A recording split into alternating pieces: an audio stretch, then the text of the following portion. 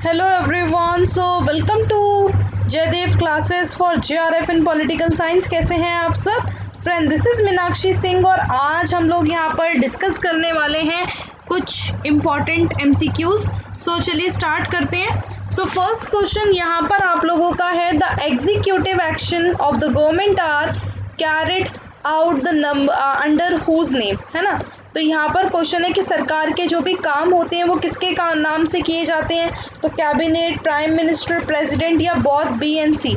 सो right answer यहाँ पर क्या होगा? राइट आंसर हो जाएगा ऑप्शन नंबर सी, प्रेसिडेंट। ठीक है, तो आप सभी को पता ही है जो एग्जीक्यूटिव एक्शंस होते हैं गवर्नमेंट के, तो उनको कैरी किया जाता है किसके नाम से? प्रेसिडेंट के नाम से, है ना। नेक्स्ट क्वेश्चन है आपका कि who among the following not directly participated in election of president. तो कौन जो है वो डायरेक्टली पार्टिसिपेट नहीं कर सकता? Elected member Lok Sabha and Rajya Sabha, elected member of legislative assembly of state, elected members of legislative assembly of union territory, ठीक है, Delhi Pondicherry, both elected and nominated members of state legislative council. तो हिंदी में भी क्वेश्चन देख लो, निम्नलिखित में से कौन राष्ट्रपति के चुनाव में सीधे भाग नहीं ले रहा है? तो लोकसभा और राज्यसभा के निर्वाचित सदस्य हैं, राज्य की विधानसभाओं के निर्वाचित सदस्य हैं, ठीक है, दिल्ली पौंडुचेरी, और यहाँ पर आपका इलेक्टेड मेंबर्स जो हैं आपके, ठीक है, ये जो केंद्र शासित प्रदेश हैं इनकी विधानसभाओं के निर्वाचित सदस्य हैं, राज्य विधान परिषद के निर्वाचित और नामांकित सदस्य। सो राइट यहाँ पर आंसर क्या होगा? Both elected and nominated member. यहाँ पर नॉट डायरेक्टली, है ना, कौन नहीं लेता?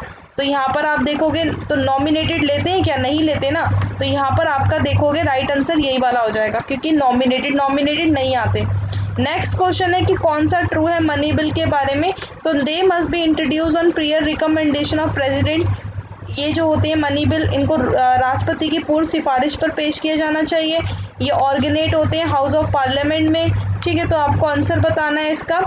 जो मनी बिल होता है बेसिकली, तो उसके बारे में क्या सही है ना। तो राइट आंसर क्या होगा?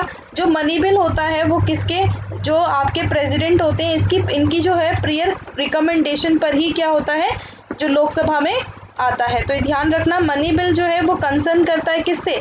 टैक्सेशन ऑन गवर्नमेंट, जो जैसे जो भी टैक्सेशन होता है गवर्नमेंट स्पेंडिंग का, है ना, तो ओनली लोकसभा इंट्रोड्यूस करता है, लोकसभा में इंट्रोड्यूस होता है मनी बिल। और they must get recommendation of president before introducing it.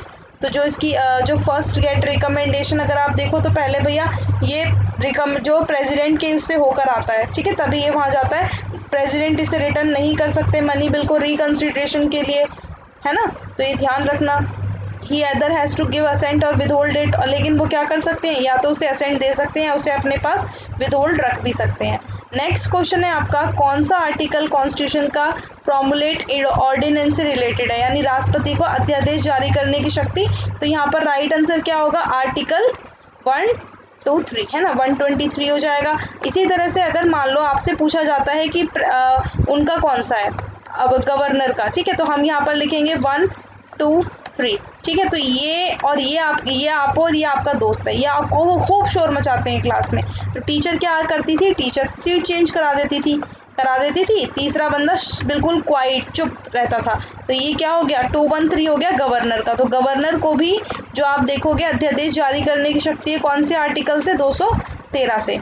Next question है आपका, नेक्स्ट क्वेश्चन है कि which among the following president dead during the his term of office. तो निम्नलिखित में से किस राष्ट्रपति के कार्यकाल के दौरान ही उनकी मृत्यु हो गई थी? तो डॉक्टर जाकिर हुसैन, राजेंद्र प्रसाद, वीवी गिरी या डॉक्टर एस राधाकृष्णन। सो यहाँ पर राइट आंसर होगा आपका डॉक्टर जाकिर हुसैन। डॉक्टर जाकिर हुसैन अगर आप देखो तो उन्होंने 1967 में ऑफिस लिया था, मतलब ऑफिस पर आए थे, ठीक है। और ये 3 मई 1969 में इनकी मृत्यु हो जाती है, और ये 3rd प्रेसिडेंट थे इंडिया के। और उसके बाद he was succeeded by V Giri, ठीक है। तो ये ध्यान रखना। नेक्स्ट क्वेश्चन है, by which amendment bill is president assent to the constitutional amendment bill made obligatory. तो किस संशोधन विधेयक द्वारा राष्ट्रपति द्वारा संविधान संशोधक विधेयक को अनिवार्य बनाया गया है? तो कौन सा आर्टिकल होगा? 29 कॉन्स्टिट्यूशनल, 27, 28 या 24? सो यहाँ पर राइट आंसर क्या होगा, देखो क्वेश्चन ध्यान से पढ़ो। किस संशोधन विधेयक द्वारा राष्ट्रपति द्वारा संविधान संशोधन विधेयक को अनिवार्य बनाया गया है? Right answer is 24th constitutional amendment. देखो 24th कॉन्स्टिट्यूशनल अमेंडमेंट है ना, बेसिकली ये एक्ट जो था, दिस एक्ट ये इनेबल हुआ था पार्लियामेंट में डिल्यूट द फंडामेंटल राइट्स, और ये कांग्रेस द्वारा किया गया था। आपको पता ही उस वक्त हेड कौन थी, इंदिरा गांधी थी। और जो अमेंडमेंट था ये कब आया था, केम इनटू फोर्स 5 नवंबर 1971 में लागू हो गया था। नेक्स्ट क्वेश्चन है आपका यहाँ पर आर्टिकल 75, यहाँ पर चीज़ें दी हुई हैं, आपको बताना है। Article 75 provide information on the appointment and selection of prime minister. A person must always prove his majority in the Lok Sabha before his appointment as a prime minister by the president. A person may be appointed as a prime minister by president who must prove his majority later. A person who is not a member of Lok Sabha Rajya Sabha can be appointed as a prime minister. Hindi भी आप देख सकते हो। अनुच्छेद 75 प्रधानमंत्री की नियुक्ति और चयन के बारे में जानकारी प्रदान करता है। एक व्यक्ति को हमेशा लोकसभा में अपना बहुमत साबित करना चाहिए क्योंकि राष्ट्रपति द्वारा प्रधानमंत्री के रूप में उसकी नियुक्ति होती है। एक व्यक्ति को राष्ट्रपति द्वारा प्रधानमंत्री के रूप में नियुक्त किया जा सकता है जिसे अपना बहुमत साबित करना होगा। एक व्यक्ति जो लोकसभा या राज्यसभा का सदस्य नहीं है उसे प्रधानमंत्री के रूप में नियुक्त किया जा सकता है। तो यहाँ पर आपको सही बताना है। तो यहाँ पर क्या क्या सही हो जाएगा, देखो आर्टिकल 75 प्रोवाइड करता है information appointment and selection of prime minister के बारे में। एक पर्सन जो है वो अपॉइंट होता है प्राइम मिनिस्टर किसके द्वारा, प्रेसिडेंट के द्वारा। उसको भाई मेजॉरिटी प्रूफ करनी पड़ती है ना, बाद में तो करनी पड़ेगी। एक पर्सन जो मेंबर नहीं है लोकसभा या राज्यसभा का वो भी क्या हो सकता है, प्राइम मिनिस्टर अपॉइंट हो सकता है। बिल्कुल, चलो कंसिडर करना है। 4 स्टेटमेंट है, कौन सी ट्रू है, ठीक है। प्राइम मिनिस्टर ऑफ इंडिया जो मेंबर होते हैं लोकसभा के, only be a member of Lok Sabha. Prime minister of India can be member of both Lok Sabha and Rajya Sabha.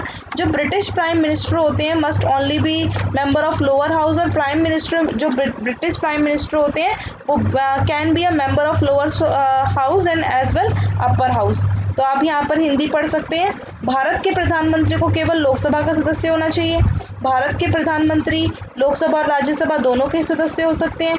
British प्रधानमंत्री को केवल निचले सदन का सदस्य होना चाहिए।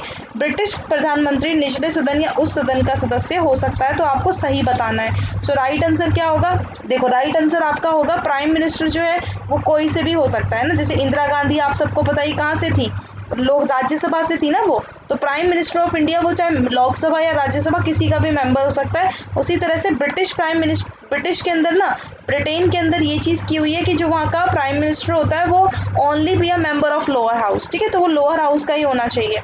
नेक्स्ट क्वेश्चन है आपका कि which among the following is not the power of prime minister. तो निम्नलिखित में कौन सी शक्ति के भीतर नहीं आता। तो prime minister preside over the meeting of council of minister. प्रधानमंत्री मंत्रिपरिषद की बैठक की अध्यक्षता करते हैं। रिजाइनेशन जो रेजिग्नेशन होता है प्राइम मिनिस्टर का, उसका मतलब है resignation entire council of minister का। प्राइम मिनिस्टर डायरेक्टली अपॉइंट करते हैं everyone in the council of minister. Prime minister allocate करते हैं पोर्टफोलियोज, ठीक है। अब आपको यहाँ पर बिल्कुल समझ आ रहा होगा गलत कौन सा है, थर्ड वाला गलत है ना कि प्राइम मिनिस्टर डायरेक्टली अपॉइंट करते हैं एवरीवन को काउंसिल ऑफ मिनिस्टर। प्रधानमंत्री सीधे सभी को मंत्रिपरिषद में नियुक्त करते हैं, तो ये रॉन्ग है ना। तो यही रॉन्ग ही बताना था हम लोगों को। चलो नेक्स्ट क्वेश्चन है आपका, कंसीडर करना है फॉलोइंग स्टेटमेंट को, तो कौन सा ट्रू है। तो it is a sole discretion of president to choose the council of minister. President can reject and advise on the Council of Minister. President can ask the Council of Minister to reconsider advice given to him by Council of Minister, but has to act in accordance with the advice that generated after such reconsideration. It is a duty of the Prime Minister to communicate to the President any decision of Council of Minister जो relate हो किससे, administrative affair of the union से। अब यहाँ पर आपको क्या बताना है, सही बताना है। एक बार हिंदी में पढ़ लो। मंत्रिपरिषद का चुनाव करना राष्ट्रपति का एकमात्र विवेक है। राष्ट्रपति मंत्रिपरिषद की सलाह पर कार्य को अस्वीकार कर सकता है। राष्ट्रपति मंत्रिपरिषद से कह सकता है कि वह उसे मंत्रिपरिषद द्वारा दी गई सलाह पर पुनर्विचार करे, लेकिन ऐसी पुनर्विचार के बाद उत्पन्न होने वाली सलाह के अनुसार कार्य करना होगा।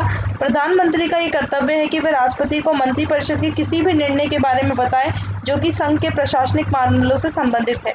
तो यहाँ पर राइट आंसर क्या होगा आपका, देखो राइट आंसर हो जाएगा, सही बताना था ना। तो प्रेसिडेंट जो है आपके, यहाँ पर आप देखोगे प्रेसिडेंट जो है can ask the council of minister, है ना, reconsider the advice given to him by council of minister but has act to accordance with the advice. यानी कि इसमें क्या हो जाएगा, यानी कि जो राष्ट्रपति होते हैं ना, वो मंत्रिपरिषद से ये बोल सकते हैं कि वह उसे मंत्रिपरिषद द्वारा दी गई सलाह पर पुनर्विचार करें, लेकिन ऐसी पुनर्विचार के बाद उत्पन्न होने वाली सलाह के अनुसार काम उन्हें करना पड़ेगा। ठीक है, और उसके बाद आप देखो जो ये ड्यूटी है प्राइम मिनिस्टर की कम्युनिकेट करना। ठीक है, एडमिनिस्ट्रेटिव अफेयर्स के बारे में हम बोलते हैं ना कि काउंसिल ऑफ मिनिस्टर और प्रेसिडेंट के बीच का ये क्या होता है, ये कम्युनिकेशन होता है ना, एक तरह से की ऑफ कम्युनिकेशन बोल दो, या एक लाइन बोल दो, या एक जंजीर बोल दो, एक चेन बोल दो, बोलते हैं ना प्राइम मिनिस्टर को। तो इसलिए राइट आंसर 3 और 4 हो जाएगा। ठीक है, चले, thank you so much everyone. ये आप लोगों के लिए होमवर्क के लिए क्वेश्चन है, कंसीडर करना है स्टेटमेंट को और यहाँ पर आपको बताना है फॉल्स। ठीक है, तो ध्यान से इस क्वेश्चन को पढ़ना है आपको। इसका राइट आंसर क्या होगा, ध्यान से क्वेश्चन को पढ़िएगा सारे बच्चे, और इसका आंसर आप लोगों को बताना है। मैं हिंदी भी दिखा देती हूँ। ठीक है, और ये काफ़ी इंपॉर्टेंट क्वेश्चन है। इसी तरीके के क्वेश्चन आप लोगों के NTA UGC नेट वाले एग्ज़ाम में आपके आएंगे। ठीक है, सो इसका आंसर कमेंट बॉक्स में करके बताना है आपको। फ्रेंड्स, अभी जो आप लोगों के लिए अनअकैडमी के लिए NTA प्लस सब्सक्रिप्शन और आइकॉनिक प्राइस जो है ये इस तरह से हैं। जब आप यहाँ पर मेरा रेफरल कोड लगाओगे मीनाक्षी लाइव, तो आप लोगों को मिलेगा 10% ऑफ। ठीक है, तो मीनाक्षी लाइव ज़रूर यूज़ करना। इसके साथ ही साथ ऑफ़र भी चल रहा है। ठीक है, अभी ऑफ़र चल रहा है। अगर आप मेघा ऑफ़र 6 मंथ या 12 मंथ का सब्सक्रिप्शन लेते हो तो आप लोगों को मिलेगा 2 महीने का बिल्कुल एक्स्ट्रा। और इसके अलावा आप हमारा टेलीग्राम चैनल ज्वाइन कर सकते हो। टेलीग्राम जो चैनल है उसमें आपको PDF इंपॉर्टेंट PDFs देती हूँ मैं आप लोगों को, वहाँ पर लिंक मिल जाते हैं फ्री क्लासेस के। ठीक है, जहाँ पर आप लोगों को मोस्ट इंपॉर्टेंट चीज़ें कराई जा रही हैं आप लोगों के एग्ज़ाम के रिगार्डिंग। सो चलिए, thank you so much everyone. I hope आप लोगों को ये वीडियो अच्छी लगी होगी। Thank you and thanks for watching. Bye bye to all. Thank you.